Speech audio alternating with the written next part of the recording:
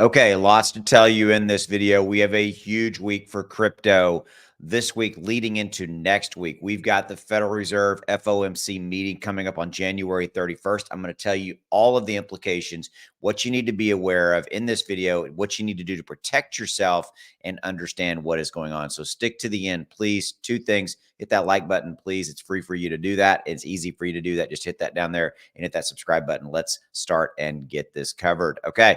So we are down 2.6%. Market is moving down overall. A lot of profit taking going on in Bitcoin. We continue to see that. We've been seeing profit taking in Bitcoin happening really for since the end of 23. We saw it culminate around the spot Bitcoin ETF.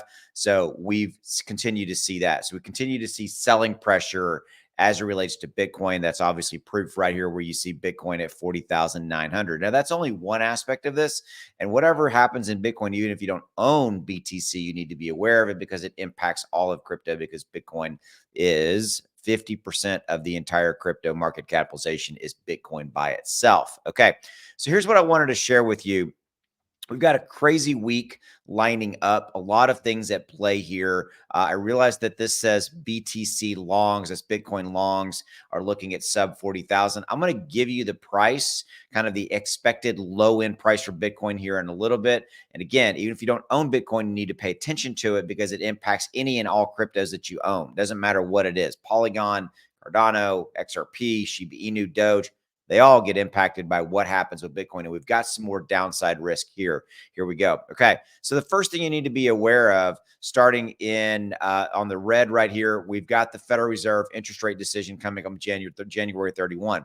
There's a lot of risk associated with what are they going to do. Now, the expectation is to leave the interest rate hike scenario alone, i.e. not reduce it or not increase it. That would be good for us. But there is risk.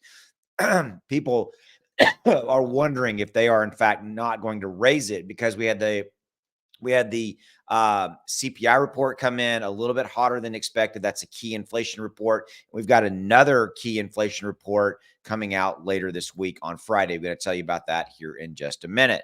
Okay. So we also now, in a positive note, we have the halving event for Bitcoin coming up in April, but that's simply too far out right now to manage the risk and the uncertainty in the market right at this point in time. Okay.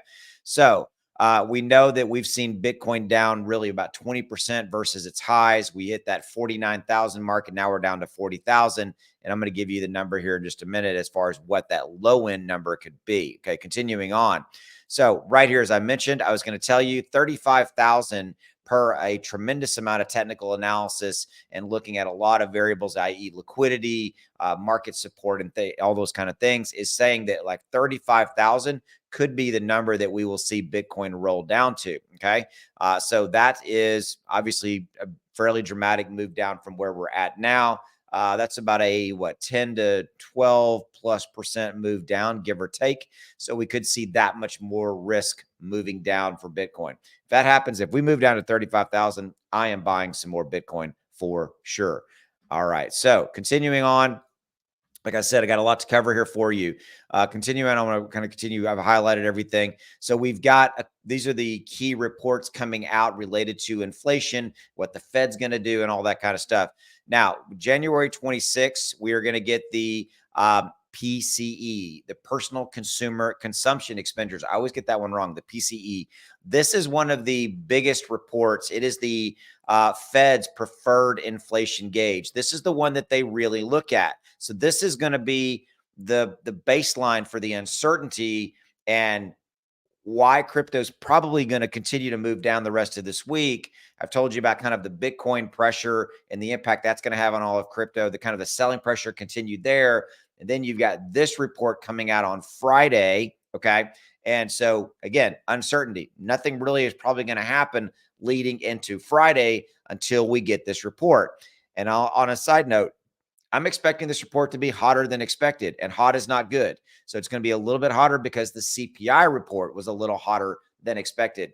If this thing is not that great, we're going to be looking to the Federal Reserve FOMC decision next week on the 31st to see what they do. Okay. If you want to pause this video and kind of read this, this is the key events that are happening this week. These are key reports and things of that nature that are coming out if you want to be aware of those, including new home sales data, all that kind of stuff. Okay.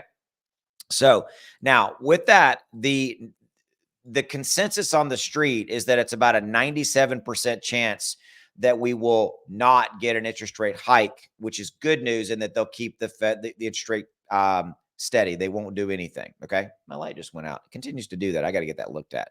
Okay. So bottom line, that's where we're at. So that's the risk associated with Friday, what's going to happen with the PCE report, all that kind of stuff. Now, continuing on, this one is key. Green. Crypto markets need the return of global liquidity, one result of loosening economic policy to thrive. So this is what, and in question, the party itself is stalling. Now, what are they really meaning here? What are they talking about? They're basically saying, like, look, we need liquidity to come in. We need capital, cash from everywhere, from retail investors all the way to institutional investors. We need that liquidity, that capital, that cash to come back in. It's simply not doing it right now. It's sitting on the sidelines because of why? Uncertainty. Okay. So if we do get a pause in the Federal Reserve not raising the interest rate hike on the 31st of January, that could be a good signal of like, okay, we're okay kind of from an economics, standpoint, and we might start to see some liquidity, some capital come in. That's why I'm focusing you on all of these, these variables. Okay. So continuing back over to kind of what I was showing, a couple of more key things.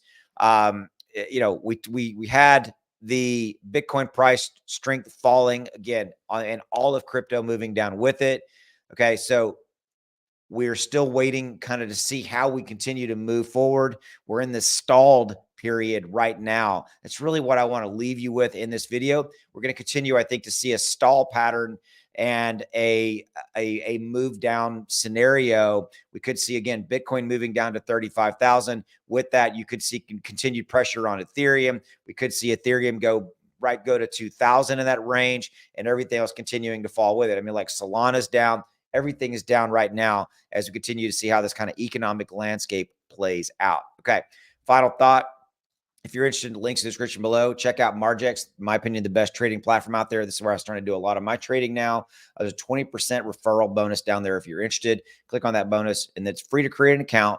And I love this one right here. Combined liquidity of 12 plus exchanges in one place. Yeah. Okay. These guys have been around. They're not going anywhere. I'm a big fan, and you can get that referral bonus down there. You can get a 20% deposit bonus. They have leverage, everything you might want.